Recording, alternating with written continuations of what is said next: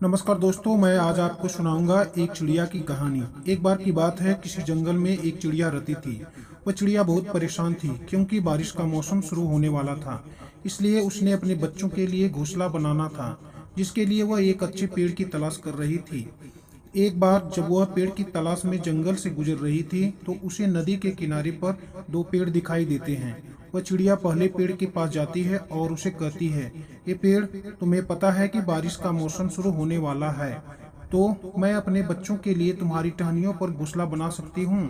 चिड़िया की सारी बात सुनने के बाद पहला पेड़ उससे अपनी टहनियों पर घोंसला बनाने के लिए मना कर देता है। फिर वह चिड़िया दूसरे पेड़ के पास जाती है और उस दूसरे पेड़ को भी रिक्वेस्ट करते हुए कहती है कि क्या मैं तुम्हारी टहनियों पर अपने बच्चों के लिए घोंसला बना सकती हूँ। दूसरा पेड़ चिड़िया को घोंसला बनाने के लिए हाँ कह देता है। तभी चिड़िया खुशी खुशी अपने बच्चों के लिए उस दूसरे पेड़ पर अपना घोंसला बनाना शुरू कर देती है और फिर वह उस दूसरे पेड़ पर अपने बच्चों के साथ रहने लगी। कुछ समय गुजरने के बाद जब बरसात का मौसम शुरू होता है, तो बहुत ही तेज बारिश होती है और बारिश के कारण सामने वाली नदी का पानी बढ़ जाता है, जिसकी वजह से पहला पेड़ जड़ से उखड़कर नदी में बह जाता है। यह देखकर चिड़िया बहते हुए पेड़ से हंसते हुए कहती है कि जब मैंने तुम्हारी टहनियों पर घोंसला बनाने के लिए तुमसे पूछा था, तो तुमने मुझे मना कर दिया था, और आज तुम्हें तुम्हारे उसी रूठे स्वभाव का फल मिल रहा है। तुम्हारे साथ तो यही होना था। तभी उस पेड़ ने मुस्कुराते हुए चिड़िया से कहा कि मैं जानता था कि मेरी जड़ें बहुत कमजोर हो चुकी हैं और मैं इस साल बारिश में नहीं टिक पाऊंगा।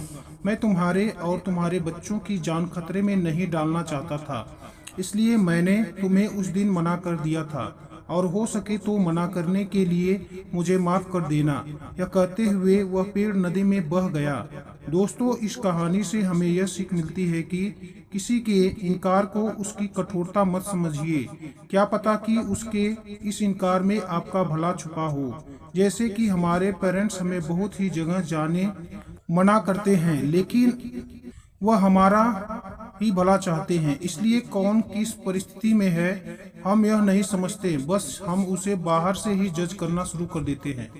और हमें किसी बुक को उसके कवर से जज मत कीजिए तब तक जब आप उसे पढ़ना शुरू न करें। सेम इसी तरह किसी भी इंसान को बाहर से देखकर बुरा मत कहो। आपको क्या पता कि उसकी लाइफ में क्या चल रहा है और वह अभी किस परिस्थिति से गुजर रहा है। तो बहुत सी गलतफहमियां हो जाती हैं, जिसकी वजह से हम अपनी ज़िंदगी में अच्छे लोगों को खो देते हैं। तो अगर आप इस कहानी को और भी लोगों तक पहुंचाना चाहते हैं, तो हमारे इस वीडियो को लाइक, सब्सक्राइब और अपने मित्रों के साथ